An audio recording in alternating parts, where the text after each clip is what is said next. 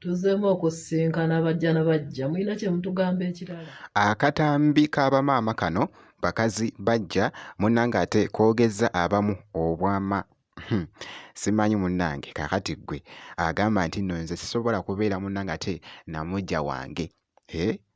Bakakasizza munnange ate mu katambi wano. Shiba Kalungi munnange ate anyumidde munnange ate olunaku omwana we munnange ate Amiru ngenda kubeera nga mbikutuusaako mu maaso awo kosa ate n'omuyimbi Spice Diana naye munnange ate anyumidde olunaku.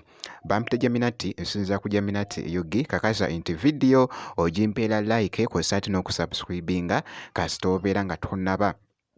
Ntandise munnange ate n'akatambi kano nga bwe nkutandisizza nga bwe mbadde nkugamba bakazi bajja.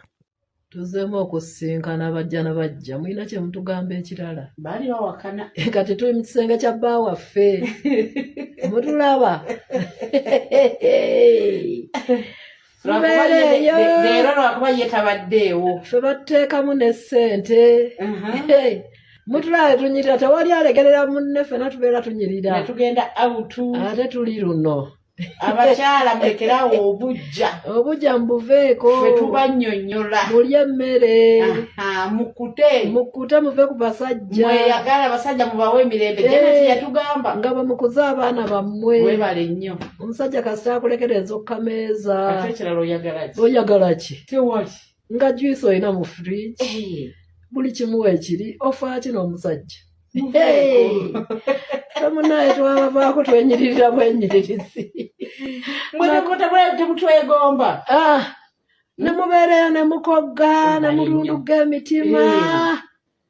Mufiira musajja waffe mumuveeko. Ffe twamuwa eddembe mwagala malako mewatunyirize. Amazima. Ffe twagala kimu kunyirira na kulya na kunywa. Oyo omwami ekitegeeza bala bali ku byabwe. Bali ku byabwe ali ku ffeffe kaaba. Babiti.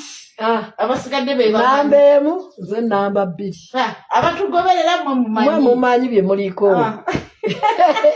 Ffe ate tubeera na mu lubiri. Abeewo dadi. Kaakati nno batadde akatambi wali munnange ate ku TikTok naye kye kakoze social media akatambi kaako.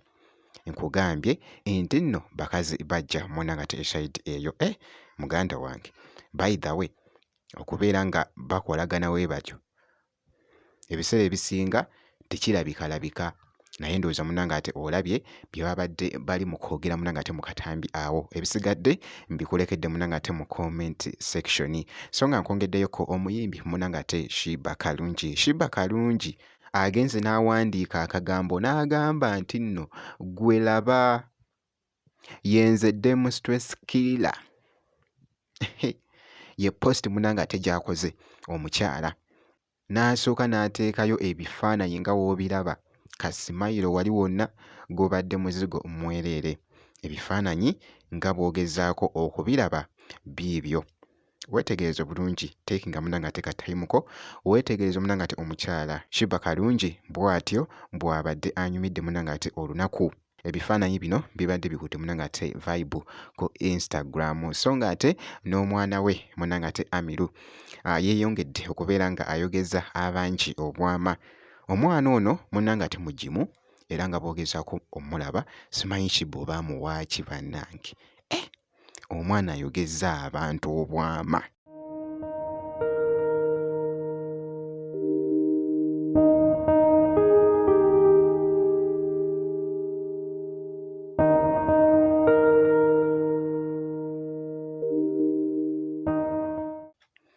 Mu katambi kano kembadde ndaba akabadde katambula munnange ate Amiru era nga n'okukula nno munnange ate akuze. Kyemmanyi ali mu kukunukkiriza munnange ate emyaka awo. Ali mu kukunukkiriza munnange ate emyaka awo nga bw'ogezaako munnange ate omulaba mwana mulenzi munnange ate Amiru.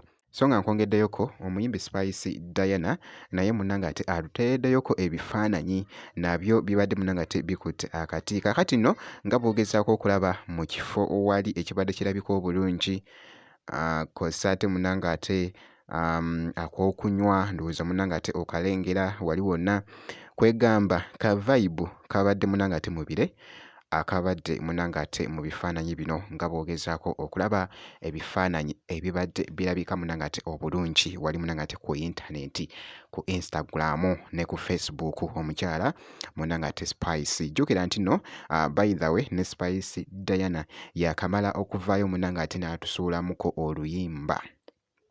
Yakamala munanga ate okuvaayo n'atusuulamuko oluyimba baluyita batya?